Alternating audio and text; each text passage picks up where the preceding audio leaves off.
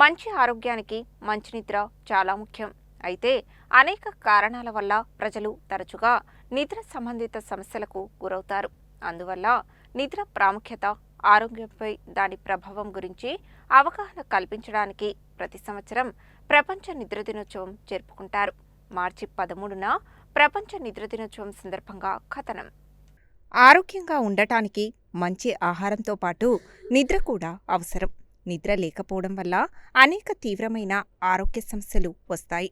అటువంటి పరిస్థితిలో దాని గురించి అవగాహన కల్పించడానికి ప్రపంచ నిద్ర దినోత్సవాన్ని జరుపుకుంటారు. ఆరోగ్యంగా ఉండటానికి మంచి ఆహారంతో పాటు మంచి నిద్ర కూడా చాలా ముఖ్యం.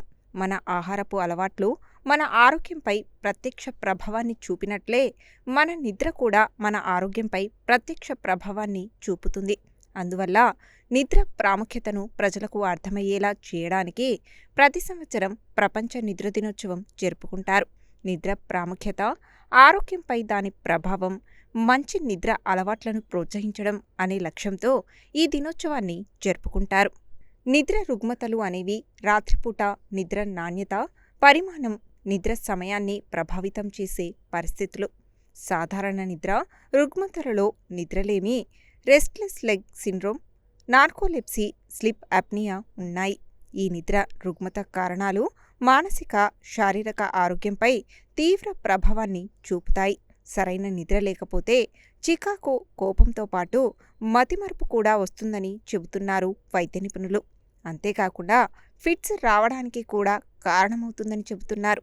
బాగా నిద్ర పట్టడానికి నడక లేదా వ్యాయామం వంటివి చేయాలని, రాత్రి తినగానే మంచంపైకి చేరకుండా కాసేపు నడవాలని, నిద్రకు ఉపక్రమించే ముందు మొబైల్ ఫోన్ వంటివి చూడకూడదని ప్రముఖ న్యూరాలజిస్ట్ హరిన్ చౌదరి సూచించారు.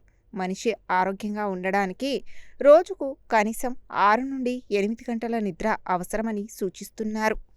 హలో అండి, నేను doctor Harin Chowdary, consultant neurologist, Sankalpa super speciality hospital, Nalgonda. March 13, 2026 మనకి స్పెషాలిటీ ఏంటి అంటే అది వరల్డ్ స్లీప్ డేగా గుర్తించామన్నమాట.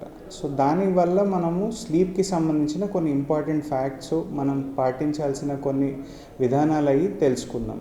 అండ్ న్యూరాలజీ ఆస్పెక్ట్లో స్లీప్ ఎందుకు అంత ఇంపార్టెంట్, నిద్ర టైంకి ఎందుకు పడుకోవాలి, దానివల్ల వచ్చే ప్రాబ్లమ్స్ ఏంటి అని చెప్పి.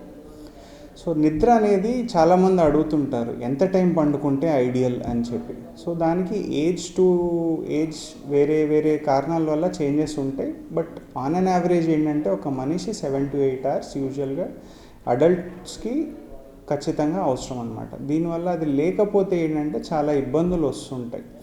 సో మనకి న్యూరాలజీకి సంబంధించి ఏంటంటే కామన్గా న్యూరో డీజనరేటివ్ కండిషన్స్, ఎట్లయితే మనకు ఆల్జీమర్స్ డిసీజు, వేరియస్ డిమెన్షియా, మతిమరుపు, ఈ రోగాలు ఏంటంటే ఏజ్ పెరిగే కొద్దీ వస్తాయి. ఇవి ఏంటంటే స్లీప్ సైకిల్ కరెక్ట్గా రెగ్యులేట్ అవ్వని వాళ్ళకి ఎక్కువ వచ్చే ఆస్కారం అన్నది ఉంటుందన్నమాట. సో ఆ స్లీప్ టైం యూజువల్లీ ఏంటంటే మన మెమరీ కూడా కన్సాలిడేట్ అవుతుంది.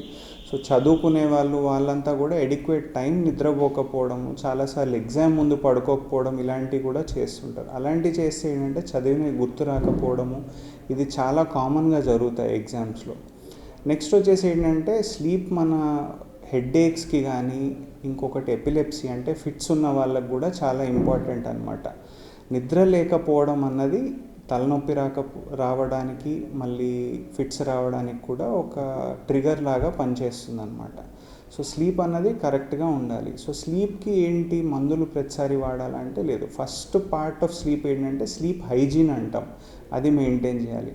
దాంట్లో చాలా పార్ట్స్ ఉంటాయి. ఏంటి అంటే నైట్ టైమ్స్ మన రెగ్యులర్ టైమింగ్స్ మెయింటైన్ చేయడము, బెడ్కి వెళ్ళే ముందు వెంటనే తిని వెళ్ళకపోవడము, ఎక్సర్సైజ్ చేసి వెళ్ళడము, లేకపోతే బెడ్ మీదకి వెళ్ళిన తర్వాత ఫోన్లు చూడడము, లేకపోతే వేరే యాక్టివిటీస్ ఏమైనా చేయడం, అవి అవాయిడ్ చేయాలి. బెడ్ మీదకి వెళ్తే పడుకోవడానికి మాత్రమే అని చెప్పి మనకి ఒక పర్టికులర్ రొటీన్ అనేది మెయింటైన్ చేయాలి.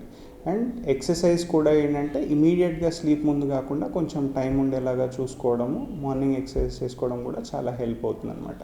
సో ఈ స్లీప్ హైజీన్ అన్నది పాటించి, ఒకవేళ ఇబ్బంది ఉన్న వాళ్ళు ఏంటంటే మందులు వాడైనా కూడా కరెక్ట్ టైంకి నిద్రపోవడం అది చేస్తే మన హెల్త్ అన్నది చాలా బెటర్గా ఉంటుందన్నమాట.